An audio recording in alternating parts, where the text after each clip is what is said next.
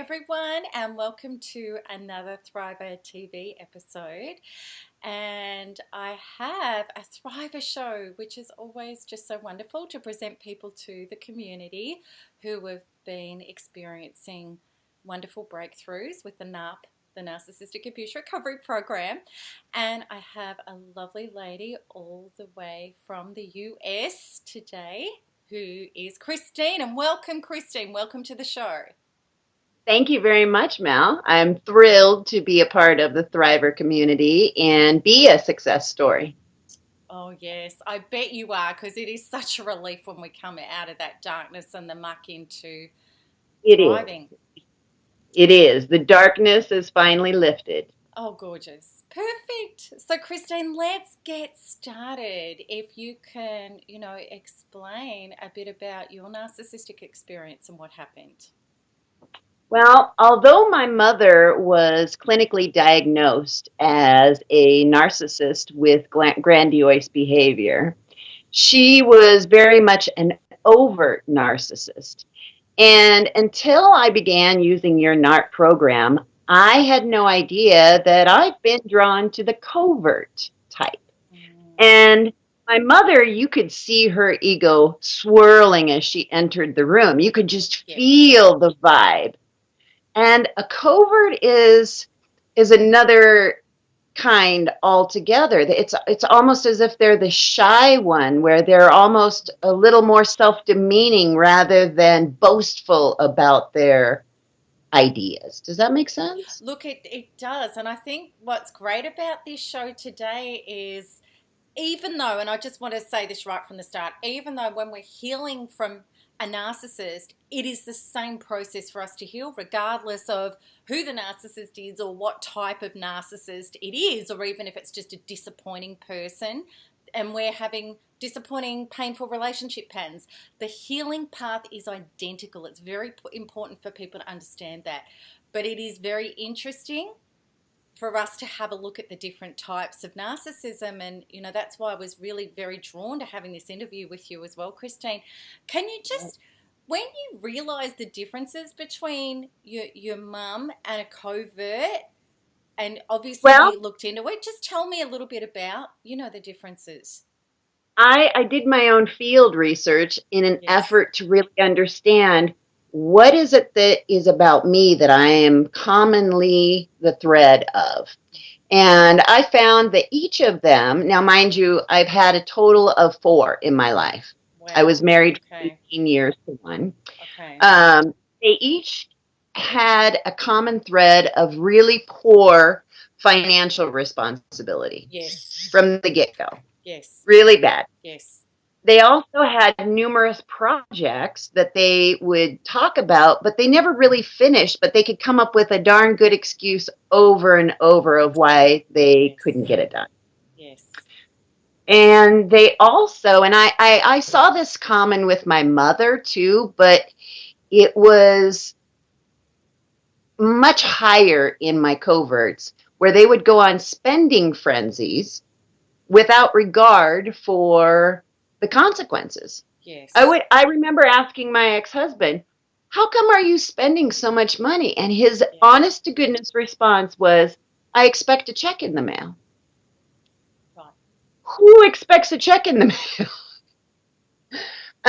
They also each had a very venomous regard for their mother behind closed doors. In front of everybody, including friends and family, they would hold their mothers in high regard. Yes. But then in closed proximity, like privately with me, they would bash their mother or tell me how much they didn't like her. Yes. Each of them also had a very much emotionally unavailable father figure, which I thought was interesting too. Same with the narcissists that were in my life. It was a very similar pattern. Right? Yes. They also had an air for contempt about any kind of rules or law. Yes. So doing a quick background check on the men in my life showed me, okay, well, you've had a DUI. How do you feel about that? I just happened to get caught. Yeah. Ooh, that's a problem. They also each had an addiction of some sort that eventually came out, whether it would be food addiction, pornography, drugs or alcohol, the like of that kind of stuff, but it always was figured out. Each argument we ever had was always in a circular format where you never get anywhere with any of them. They also each would, when I tried to explain a situation or something, they would speak over me with an entirely different story. It was as if they were better than myself. They would always tell me how it should be or how they viewed I should correct X situation, as if they knew my story, which caused me to go, well, wait a second, I have to clarify myself. So it kind of hooks you in a little bit more, and there's chronic interrupting of any conversation. But the number one thing, and I don't know, you can correct me where I'm wrong, Mel, because you've had a lot more experience with many forms of narcissists than myself in the community. None of them ever asked, how are you or how are you feeling? Even after, like, my mother passed away or an animal died, none of them will ever ask how you are feeling because they really don't care. Yes. Wow. Listening to this, I guess what I really believe is that, okay, an overt narcissist is somebody that can wear narcissism like a badge, right? They're just in your face. They're just like, I am God. And that was certainly not the narcissist I was with. They had the moments when they were like that. Right. But, apart from that, absolutely. They were more shy. They were more, less likely. They had times of that. But I think what happened is, I see it as the hot and the cold narcissist. Like the overts, really, hot and angry and flat out, whereas the covert's more, well, I'm going to give you the silent treatment for 3 days. Oh, that was the other thing. Oh my gosh. Out of the blue. Yes. You don't hear from them for a while. Yeah. I mean, with my last NARP, we were playing Words with Friends. Yes. Just a simple app, right? And I expressed that I was having some frustration, and I jokingly said, yes. And I also don't feel like I can win any of my games on Words with Friends. So he unfriended me. He completely let go of it. And then gave me the silent treatment for like 4 days. And I said, what's up with that? And he said, I never want to be the cause of your frustration. Yeah, Ooh. It's just, isn't it? It's just so much unconsciousness. And I think, the thing is with both narcissists that they can go off on triggers that normal people just don't get bent out of shape about. But your overt is more likely to, attack.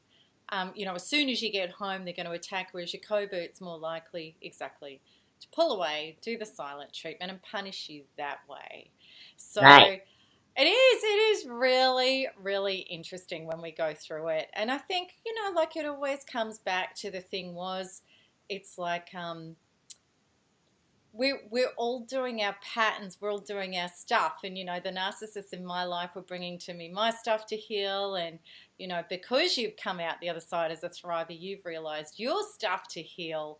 And that's what's really, really happened. So with you, your latest narcissist, how did you end up after that? What sort of point did you get to within yourself, within the brokenness and the stuff that goes with all of that? Well, interestingly enough, the last narcissist that I had was absolutely the darkest. But he's also, and this is how I found you, it's because I felt like I had such a deep connection with him. Oh, yes. And you were the only one that I found that said it is a soulful connection, but it's there for a reason. Absolutely there for a reason. Yes. So when I was with him, my coworkers and my family and my friends were commenting. My best friend from high school even said, there's something about him that I just can't put my finger on. Yes. but I don't like it. I also noticed that my mind was a little more scattered. I wasn't as focused, and I own my own business, and my staff members even noticed, you're kind of a little disorganized, more so than you normally are. Yeah. I also noticed that the pain in my body, I have a birth defect that has given me arthritis early on in my life, and so I take pain medication for it. But I noticed that the physical pain in my body was increasing as I was around him. Yes. And we only saw each other on the weekends for the most part, because he lives about 45 minutes away from me. Yes. So there was this roller coaster of constant feelings that were just scattered all over the place. And it made it very difficult for me to wrap my head around it. But at the same time, I was hooked. In my journaling, I wrote to myself. My true self was writing to me in my journals about what was really going on. Yes. Yet, for whatever reason, I kept ignoring it. Yes. It really came to a culmination in this last narcissist. No doubt in my mind was the culmination of my inner being screaming at me, heal me, heal me, heal me. Because years and years, it's always, except this last year, thank you. Thanks to you, I think, in my healing process.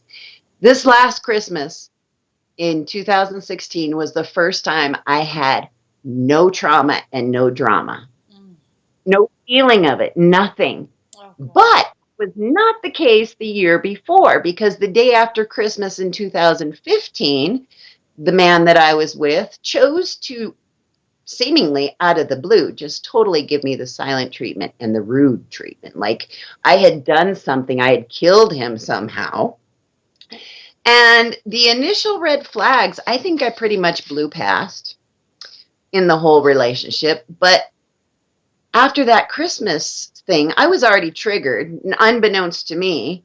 But his behavior even triggered me more. And despite how I tried in my head to get out of the trigger, it just sunk me farther and farther and made me go back to that childhood small self.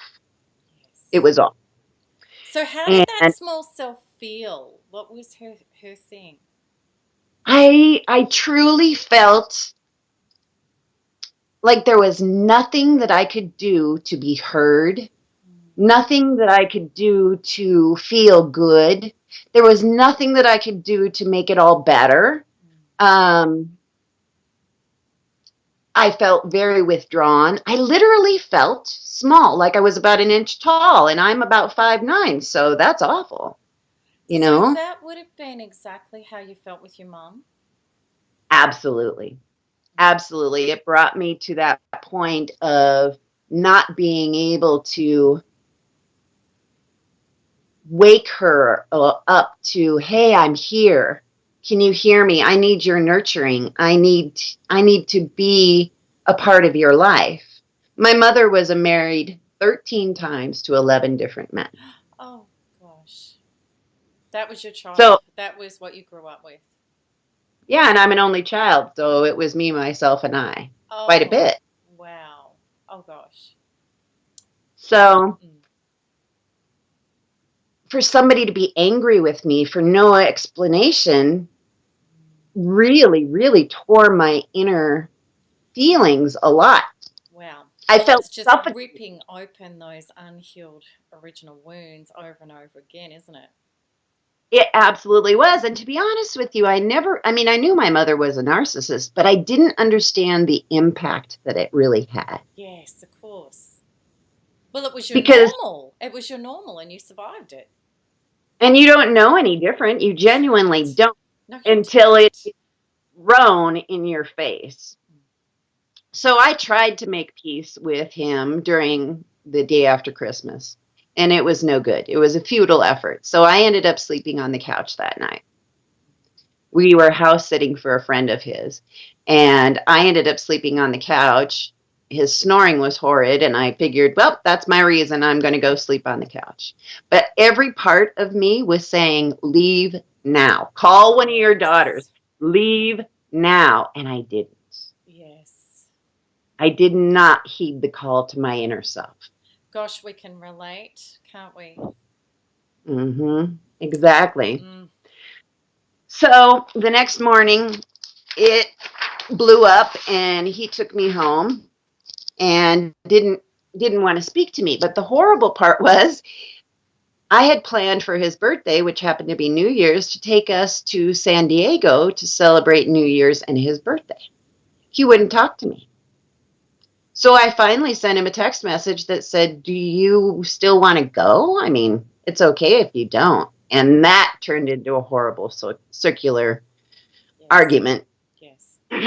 So I just packed up all of his stuff and I brought it up there and to his house and said, "You know what? If we can't see eye to eye, I'm done." Yeah. But somehow he hooked me back in. He promised me that, "Oh, we're past this and we'll never do it again. It was just a communication problem." And so I bought it because I was hooked. Yes. And what was interesting that I noticed in retrospect, that when we were going through the airport at Denver, we had to get water and we went to a bookstore. And my mind was looking for books on triggering. Right.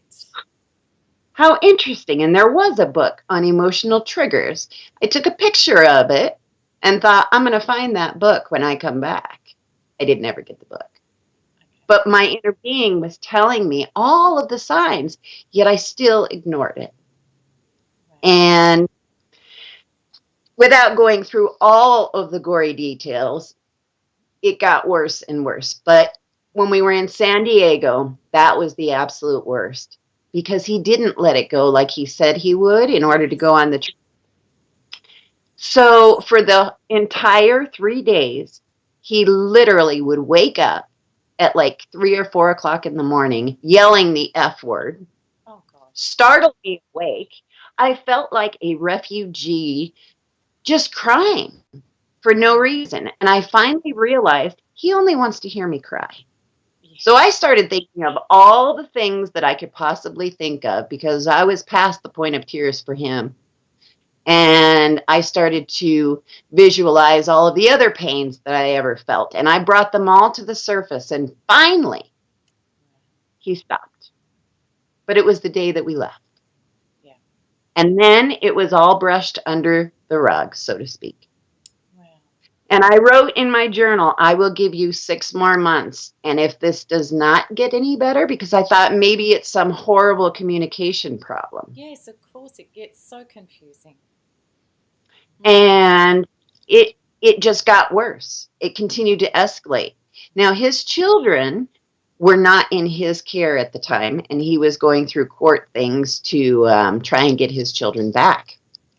And that was the breaking point for me. In June of last year, he was about to get his children back. Yet every time I was around him, he was openly malicious. He'd say sweet things over the phone, but then, so for instance, he sent me a text message about hanging in there because my cat had died. And he said, he sent me a meme. And we were talking on the phone, and I hadn't seen that particular text message. And I said, "Oh, there it is. I must have missed that." And under his breath, but loud enough for me to hear, he said, "Yeah, I wonder what else you've missed." Oh, It would just be those lights. And that's where I was thinking, why are you a Jekyll and a Hyde? yeah. Is that what you It was just, Googled? yes, that's what I Googled. Wow. Yes. I Googled after I left him, because the 6 months just got worse and worse. And I decided I do not want to subject his children, who were 5 and 10, to any further trauma, because they had already been through enough. And I thought, you know what? I know that I deserve better. And I'm going to figure out, what is it within me that is drawing me to people like you? Because the only common denominator is me. You realized the pattern. I did. Yeah. And it clicked. And I finally said to myself, absolutely, this will never happen to me again. Oh, Christine, you're giving me goosebumps. But it's true. I had to reach that point. And I Yes. guess the fourth one and the last one was the ugliness of everything that I never wanted in pure Yes. technicolor right there in front of my eyes saying, Yes. heal me, heal me. Yes. And I never knew what self-partnering meant. Mm. I didn't know. And one of the things, actually, what I found, one of the blogs, your blog, on When Should I Date? It's a 2-part series. Yep. It's an older one, but Yes. that one really is the one that popped up first for me. And Wow. I went, Okay. huh. So I read both of them, then I read more, and then I read more, and then I was like, I need this program. Well, after I had broken up with him and I returned his belongings, I just felt horribly sick and anxious, and I almost threw up on the way home. And I thought, what is this? This feels way harder. The relationship was only a year long. Surely this should not tear me up so much.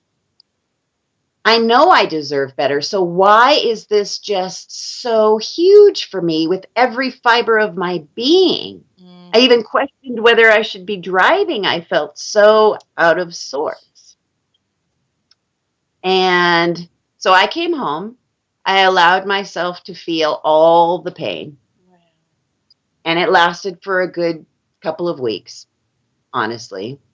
I struggled at work. I struggled to even eat. My daughter is going to culinary school, so she was like, okay, here's what we're going to do. You know, we're going to eat small meals, and I'm going to make sure that you're hydrated and everything because this is a little much for you, Mom. You're stronger than that. And I know that too. So I went to my therapist, first and foremost. I hadn't seen a therapist in years since my divorce. And she gave me a clean bill of health. And I thought, are you crazy or am I? Because how can I be mentally healthy when everything is screaming within me? And so I happened to go to Barnes and Noble and I picked up a book called No More Narcissist. And that was the very first instance where I ran across peptide addiction. Yes. And then in your blogs, you mentioned peptide addictions as well. And I went, oh my gosh, there's a correlation here. And I wanted to know more. And I watched a few of your videos. And then I engaged in your program and dedicated myself to, it will not happen again. No, no more. Absolutely no more. And I feel like that's the point that you really have to reach. Oh gosh. Oh gosh. Yes. Yes. Yes. Because otherwise, I mean, the universe will continue to give you more of the same. Oh gosh. Yes. Oh until yes. you reach your own top. I'm done. No more. Never again. I love how you And the said that. interesting thing, I was, to be honest, I was very skeptical about your program because I thought, well, how is this woman a million miles away from me going to actually be able to help me? Yes. But it only took one session. I only had to do the first one twice. Yes. But you say in the program, do it as many times as you need to get to the point where you feel that shift. And wow is all I can say because my heart no longer felt empty. The freedom and just the whole world looked different. And the most amazing thing too is that I used to say, well, if I attract the 5% of the psychotics in the world, how come doesn't the 95% of the sane people see me? And I realized, no. They probably saw you. You didn't see them. You didn't see them because your eyes were blinded with all of this pain and trauma and the haze. And it's like a haze has been lifted from me. And my business is doing well. My relationships, I'm making new friends that are healthy. And I just recently did my very first stand-up. I did an Oh, open mic how stand-up. exciting! It's so much fun. Now, And it there's was no for way the known somebody could do that with post-traumatic stress disorder, do stand-up comedy. Like, can you imagine the terror of somebody like throwing a piece of fruit at you or something? oh yeah. Yeah, I'm going to do it again. It was so much fun. Wow, what an expression of expansion and thriving and joy that is. Right. Well, because I look at it from a comedy of errors. You know, some of the things that I looked at red flags that I was so hooked in on are now comical to me when I look back on it. How Yes. silly. How could I have looked at that in any other way other than silly? And now That's before crazy, me, silly. I did try to date a little bit earlier this year in 2017. Yeah. So nobody really interested me. Okay. And I could tell right away if they were a person who is still healing from whatever trauma they have. And Yes. that was the beautiful thing. I wanted to see, literally, is my vision any different when I'm out in the world now? And it is. Wow. How gorgeous. How It is. beautiful. It is a beautiful thing. It absolutely is. And Because isn't I'm it free. beautiful when we start healing and we start dating that because we're in such a growth orientation, the way we think and feel when we're using Quantum Freedom healing modules, it's like, well, these are opportunities for me to heal and grow and connect and test out my boundaries. And rather And than when we're wounded women dating, it was like, oh, he's not right. And why doesn't the universe send me the right guy? And I hate dating. And, you yes, know, I don't go on a date with any oh, expectations love it. other than to say, I'm going to have a good time or I'm not. And if they disappear afterwards, there's no hook. I Oh don't gosh. care. Oh, I love that. I love that. It's so beautiful, isn't it? You know, It rather is. than I find it really sad when women are dating and they're like, well, really, the expectation is, oh God, I hope this one's the one, so I can stop dating and I have to stop, meeting sleazy guys or somebody who I'm not attracted to, or it's just such a oh, and of It's course, it never works. no, no. But it's a different mindset of, well, Mm. tell me about yourself. You know, Mm. I'll share a little bit about me and then Mm. you share a little bit about you. If there is a click, great, then we can go on a second date. And Yes. sometimes we did go on a second date, but that's as Good. far as it would go, and that's okay. Oh, beautiful. Beautiful. You should It's be very quite proud all of right. yourself. I am. Mm. I am. But the beautiful thing, too, is I can always tell when it's time for me to uplift again because I can feel it.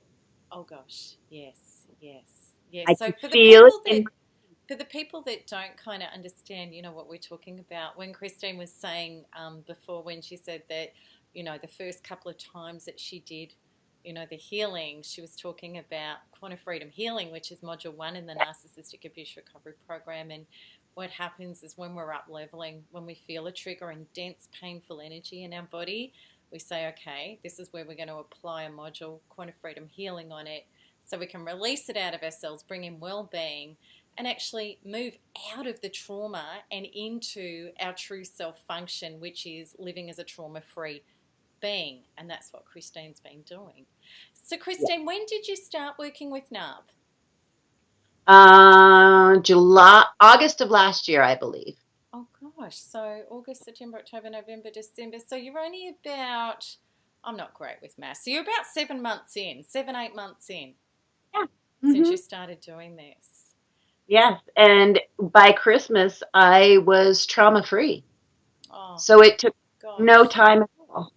gosh. And I didn't realize it, to be honest with you. Mm. It didn't even register. It it was as if all of that trauma stuff never existed until after Christmas. And I went, wow, Yeah. I could listen to Christmas music and it didn't rip my soul out. Mm. It Gosh. was so natural. I literally had to take a mental note of it. Mm. I totally, totally agree. And this is the thing, before we do the work cellularly in our body, we can't even imagine that. Most No, people in narcissistic abuse, it's so highly traumatic and impactful 10, 20, 30 years down the track. I've met so many people in this community that are still triggered. They've still got PTSD. They're still living like that. And I know your Christmas thing, so many of us do. Narcissists play up at Christmas and holidays time. They just do. Oh, yeah. They just do. You know, and Christmas for me, oh my God, I couldn't go into a shop and hear the music. Every Me Christmas, either. I'd be like, oh God, I just want it over and done with. I can't even, oh gosh, please, you know. And for years now, yeah, it's like Christmas is great. Everything's great. There's no, you know, I mean, I used to describe my Christmas feeling when I would hear Christmas songs like a tree trunk was being shoved through my torso of my body. That's how painful it felt. Oh gosh. I would hyperventilate, and I couldn't even go to a mall because just the sound of I couldn't do it. Yes. So to have that be completely gone is miraculous. It's such a free relief. Yes. And that is the miracle of quantum freedom healing, when we get the trauma out of ourselves, because the brain follows the body. When the trauma's gone, there's no trauma for the brain to organize itself around and think about. So we just don't have anything. It's like it happened to somebody else, isn't it? It really is. It's weird. It's weird. You feel, but it's awkward. Like I was saying before, it does feel a little awkward in the beginning. Yes. Because it's not what you're used to. But if you just relax and understand that that's your true self, you are finally allowed to be who you really are. Oh, and that's it. What a beautiful thing. And it's irrelevant what anybody else thinks of me or does around me. I'm not hooked either way. Yeah, I love it. I love it. And we can't just think ourselves into these states. It's a becoming at a deep soul, cellular level. It's a becoming. And that's where, gosh, you know, decades of trying to talk ourselves into that is never going to get there.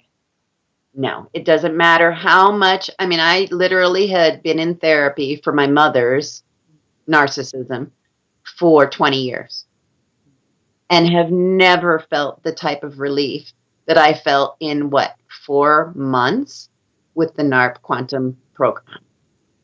Through your program, 4 months, a lifetime of therapy? Gee, which one do I want to pick?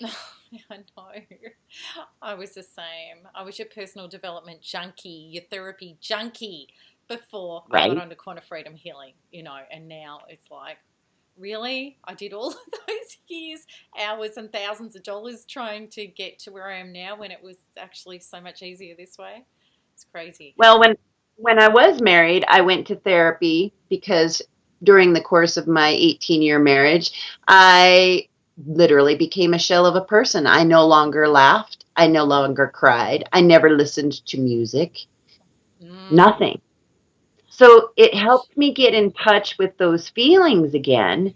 But what I realized is that my last NARP showed me the extent of those newfound feelings. What did a triggering actually mean? I had never been love bombed before, so I fell right for the narcissistic kind of thing because I didn't know any different. Yes, of course. I had no idea. And I fell right for it. And I look back on it now and I think, wow, how needy were you? And you had no idea, Christine. But you know different now, and it's okay. I don't shame or blame myself because I've expanded and I've evolved, and I'm eternally grateful for letting it go. Oh, I love that. You express this all so beautifully. I think you should write a book about your experience one day, Christine. I actually am. I'm my own memoir. It's going to be called The Artichoke Experience. Oh, I love it. Yeah, healing back. It's going to be very successful. I really do. I can feel that. Yeah. Oh, yeah, gosh. I'm writing it this year, actually. Oh, I had no idea. That's so cute. I know, right? But I have been told so many times you should really write a book. And actually, I've been told that since I was about 16. So it's been on my radar since I was for, 24 years now? I'll be 49 this year. So it's a beautiful. But the mindset that I have now is of appreciation rather than poor me. Oh, yes. And I feel like that's why now is the time to write the book, because I appreciate who I have evolved to. Oh, yes. Isn't it gorgeous when we have so much gratitude for the journey? When we have that gratitude for the journey, we are so on our way. We're so on our way. Mhm. Yeah, I'm really kind of interested about, obviously when you were shifting him out and the stuff, you would have got to the wounds with your mum Yes, when you were working absolutely. the NARP program, because that's what it's all about. It's all about getting back to our original wounds, healing our original wounds so that the pattern doesn't stay and repeat in our life. So we dissolve Right. that whole pattern and evolve to a different level. So just share a little bit about that, when you got, and how you feel about your mum now, like what's happened with all of that. Well, she died before I even found your program. Okay. And quite honestly, my relationship with her since she died has been the best. Mm. And I mean that in a most spiritual sense, because I hear her all the time. When she Oh, first passed away, I heard her all the time tell me, "I'm sorry, I didn't know any different." oh my And I could gosh, I've hear got I'd be driving. goosebumps all over me. Oh gosh. Wow, how I could hear how true her. is that? Right. And she wouldn't know any different until she's released into pure positive energy again. Oh As a gosh. narcissist, they aren't going to see it until they're gone, That's till right. they croak and go to the next side. And that's okay. That's right. And Exactly. I would say that some of the shifting that I felt, um, I used to get a lump in my throat a lot when I would think about childhood memories or that type of thing. Yes. And in your program, you focus on wherever the pain is. Yes. It's gone. There's nothing. Mm. I can think about those things. It's like the tree trunk is gone completely out of my being. Yes. And it took a day or so after the up leveling. Yeah. But then people started waving at me in my car. And I thought to myself, the 95% see me. Wait, wait, wait. No, I see them. How awesome. It was like a brand new world for me. Oh, that's so But it cute. really took taking the time for myself and telling my daughters I need an hour or so in my room by myself. And when I come out, my eyes are going to be full of tears. Don't worry, nothing bad is going on. I also felt it more comforting for me. I have a teddy bear that, as part of your program, you end up feeling your small self, however Absolutely. old you were. And Absolutely. holding my teddy bear while I'm doing the program helps uh, connect better. Having something tangible, I have found, helps connect the feeling even more so, rather than just visualizing. Even though my eyes are closed, I still hold myself, and it's my teddy bear. How beautiful. I love that. And I've Well, never one of thought my, of doing that. I've never thought of doing that. right? I think that's a beautiful suggestion for the community to do that. And I just a little intuition's come up for me now that I want to express to people. Because I know when I used to think about inner child work before this journey, I poo-hearted actually. I didn't even, I'm like, really? Because I felt like, well, who wants to be childish and who wants to go back to that stuff? But what happens is when we heal our inner being, which is these young wounded parts that took on trauma even pre-verbally, Mhm. unconscious, subconscious trauma that set us up as adults. See, what happens is when we're triggered and we're in high trauma situations, we're with narcissists, we regress back to our childhood wounds. We hand power away. We actually act very childishly. And if we're Right. honest, we know we do. What happens Mhm. is when we go back to those parts and we heal them to completion, we grow them up into maturity. And then what happens is we show up as mature, solid adults in our body. And what I love about healing our inner child too is that beautiful, creative, inspirational, playful, funny, joyful part of ourselves gets healthy. So we're actually in life as that person, but we've got a mature, solid adult at the helm. making Yep. great decisions. She's no longer running the show. I am. But I'm grateful for her in my journaling, because I journal a lot. So it's good that I journal a lot because it'll help my memoir. I thank her for teaching me how to have a great memory because of having to watch what she said and remember what her mommy said so that she wouldn't get in trouble. So thank you for having such a spectacular memory as an adult. Wow. Thank you for the attention to detail because it's helped me immensely in my professional life. So being grateful to that inner child for what I have evolved to as an adult is ineffable. You can't explain that type of appreciation when you reach it. So true. So true. And from releasing the trauma out of her and bringing in well-being, which is the quantum freedom healing process, she's been able to come out of her wounds where she's curled up in the corner or she's anxious or she's screaming out for help to say, to you, Mum, I feel safe, I feel happy, I feel, I feel nourished and flourished and nurtured and cared for. That's what our self-partnering does. And now I don't have to scream and kick and cry and curl up in a corner or manifest a physical illness to get your attention to come and heal me, because you do heal me now. You've healed a lot of me and you heal me, and this becomes our life practice, is that when our inner child goes into trauma, we go, honey, I'm coming straight to you. I'm going to load up this trauma. I'm going to get it out. I'm going to bring in well-being, and I'm going to heal this part of you that's in pain right now. And our life just transforms beyond recognition when we do that. It's absolutely beautiful. And the thing that I realized, the trigger when it came to the stonewalling and the silent treatment, was I wasn't listening to my inner being. That's what it pointed out for me. Absolutely. You want to be heard so much, but you're not hearing your own self either. And once I recognized that, I went, wow, okay, that's what it was showing me the biggest, is you weren't listening to you in the first place. Nobody would hear you anyway. You're spot on. You are spot on. And what people aren't granting us, that is hurting us the most, is always telling us what we're not showing up and granting ourselves with. Absolutely. Yeah. Absolutely. So you're being her little girl screaming to you, come to me, make me valid, make me worthwhile, love me, connect with me. And then, we've actually projected that onto other people. Mm-hmm. And said, well, give me that. And we're not going to get anyone who's going to give us that when we're not that to ourselves yet. It defies quantum law, so within, so without.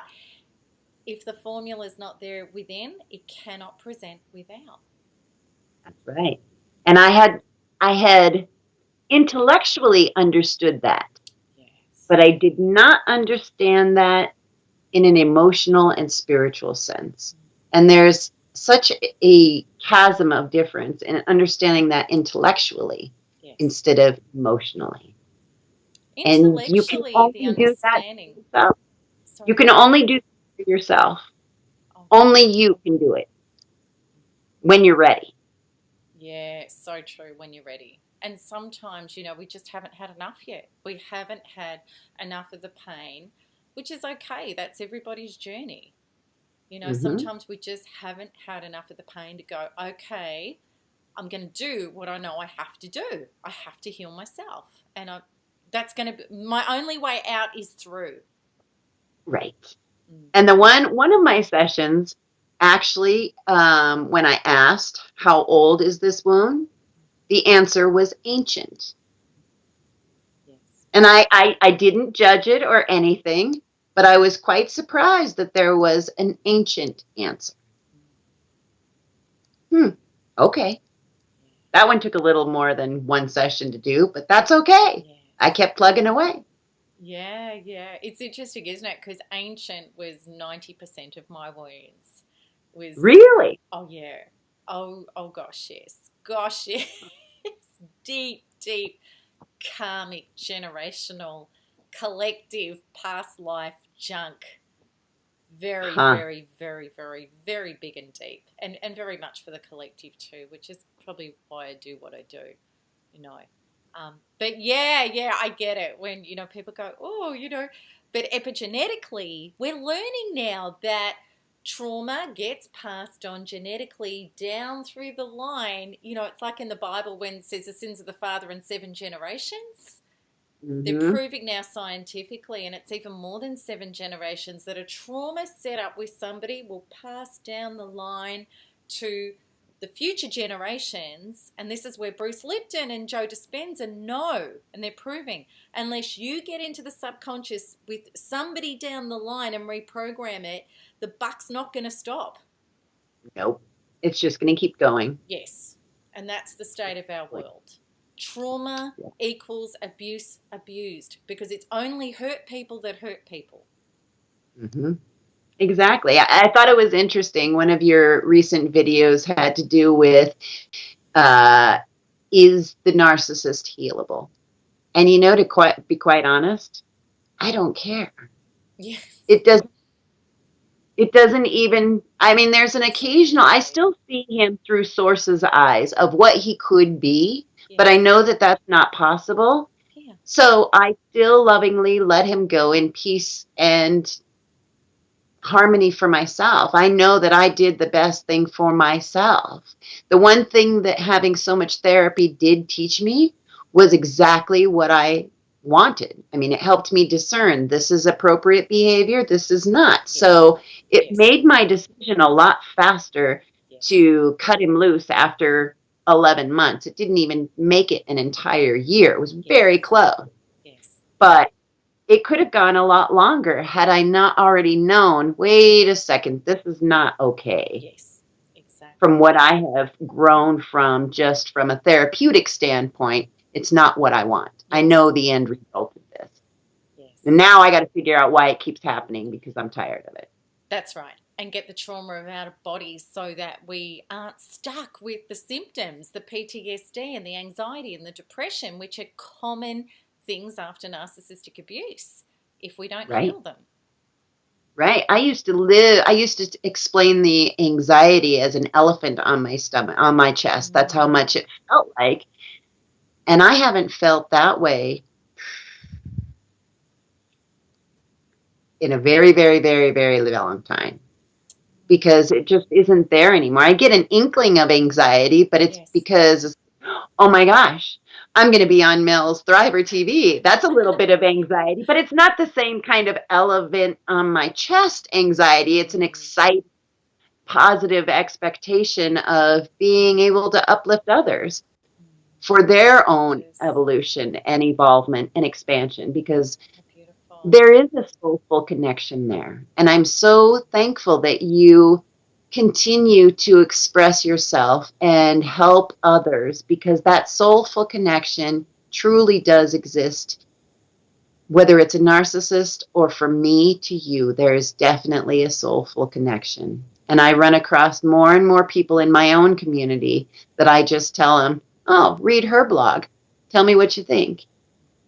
If you want to hear my experience, I'll be happy to help. But you have to choose to do it yourself. Oh, gosh, that is so true. So, Christine, with you, like physical complaints and things, what's happened now? I actually have dropped off one of my entire pain medications. I was up to 6 of them when I was with the NARP, and now I'm down to 4 with steady decrease. So my life is thriving. My business has been good. Like I said, I went on stage. That was fun. I've been making new friends. I've really been able to put the law of attraction vibrational things into place. Yes. I have been meditating on a daily basis since last summer. And it's been the inspiration for many of the stories in my book that I'm writing. Wonderful. Because wonderful things come to me after my meditation, and I write it down, whether it has to do with my daughters. I have 3 daughters, or my business, or the book, or just a little nugget for myself of, you're doing a good job, keep going. Trust the process. That is Trust the beautiful. process. And isn't law of attraction easier when we get trauma out of our body and we get more of a clean run? Law of attraction, absolutely. And I think of attraction is part of the reason why those narcissists are brought to you as well. Sure. Because it's still vibrating within your being on a certain level, and they're there. Yeah. You're just not aware of it. That's right. They're a match to the trauma that we've already got wedged in there. Yep, exactly. And it's, if you look at it from that direction, how can you not be appreciative when you've uplifted? Oh gosh, totally. So Christine, I could talk to you all day. I've had a ball doing this. Your energy's amazing. So, but we do have to wrap up. So, I know. Yeah. So just to finish off, what would be your final words that you'd like to share with others? You have to be ready. You have to be ready to free yourself of the pain. Once you've reached your maximum pain level, you're making it way harder than it needs to be. It's so simple to let it go and feel it one last time. To let it go and be done. And once you do, your whole world shifts so quickly. It's as if I'm living in a Hollywood movie, some of the things that have surprised and delighted me by the universe. And there are unbeknownst blessings that you have no idea that are out there if you just honestly let it go. Gorgeous. It's beautiful. It is. Yeah. And if you think about it, if you do believe in the law of attraction, then out of all of this negativity that you've experienced, there is huge expansion for all of us because we are all one being in the end of pure positive energy. So expand yourself and expand others just in one fell swoop of letting go of the pain. That's right. That's exactly right. And that's, definitely when we work with quantum freedom healing, it's so much easier to do that cellularly than try to do it mentally. Mentally, it's never going to work. You can know it, but you'll never be able to feel it if you don't do it on the cellular level. And peptide addiction is a real thing. Peptide addiction is a real thing. But once you know the knowledge, once you have the knowledge, there's no going back, which is a beautiful thing. You can't go backward. That's right. You can it's like you took the red pill, or was it the blue pill? You get the red pill or the blue pill. It doesn't matter. You're out of the rabbit hole forever, and you get to go places you never would have imagined. Oh, good. Yes. It opens up our real life. It's real life, yeah. I'm here in Colorado, and, you're in Australia, yet we get to experience the same uplifting and beautiful life experience as a result. I never would have thought that I would have such a free inner being, free sense of self. The heaviness is gone. Yes. And it's never coming back. Because it's gone for keeps this time. It's gone for keeps. And I've often said to, my friends and family and other people, you couldn't give me $100 million to go back to life even before narcissistic abuse and live the way I was with dense pain in my body, trying to survive myself every day in life. There's no way. No way. Well, before I was divorced, I was diagnosed with MS, multiple sclerosis. Oh, gosh. I had irritable bowel syndrome that had lasted 10 years. I had shoe inserts because catch this, my feet literally felt like I was walking on glass. Why? Because I was walking on eggshells. Duh. Oh, wow. And since then, I have had zero any disease, anything, no flare up, no nothing. It's as if I never had any of that.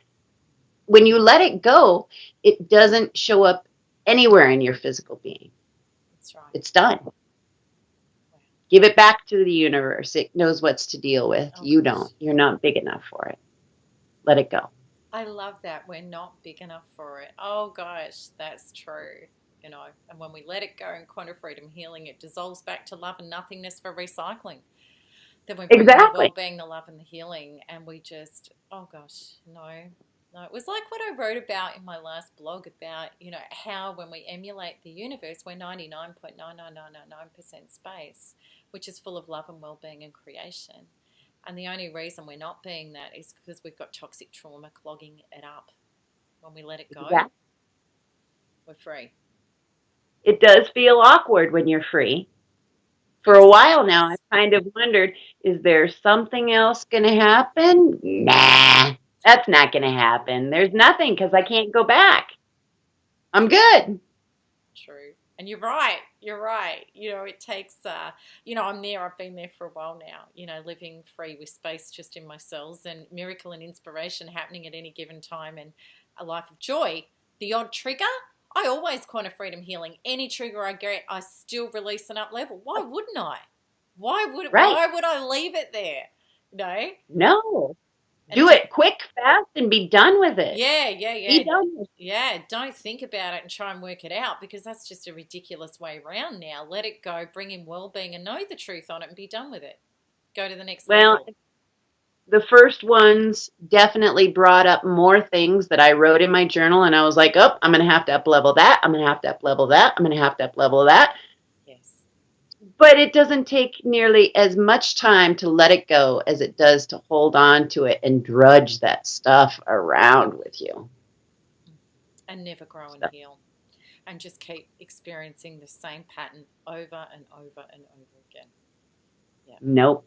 I await my next experience with eager anticipation. I don't know where or what will happen, but I know I will expand from it either way. Exactly, because it'll either confirm that you're aligned, which will just be awesome, or you'll get a trigger which says there's something more to let go of in order to be the next highest expression of yourself, which will be awesome. Exactly. So it's a win-win either way. I don't mind. I agree. Now that is the formula to true life. I hope so. We'll see. I love myself, and that's all that matters, because now I understand what self-love feels like. Oh, gosh. I didn't know it before. I love that. Well, Christine, we do have to go. That's fine. I hope to tell you more down the road when I finish my book. I can't wait. And we'll put it out to the community. We'll back it. Totally. It'd be gorgeous. I'd love to. I'll do a foreword on it. Whatever we need. Let's just get it moving. Well, I would. Yeah, when I make it to Australia, because I have to meet some of my relatives. They've come here, but I've never gone there. So yes. Someday I'm going. Gorgeous. It will be an experience. Right. Okay. We have to go, and I've got builders about to start next door. So, all right. Christine, thank you so much. And look, we'd love to have you on the blog answering any questions or comments if people write to you personally on the blog. Are you happy to do that? Absolutely, I will. I knew you would. All right, darling lady. Thank you so much for your time, and we will talk soon. We will. Have a lovely week. Okay, you too. Thank you. Bye. Thank you.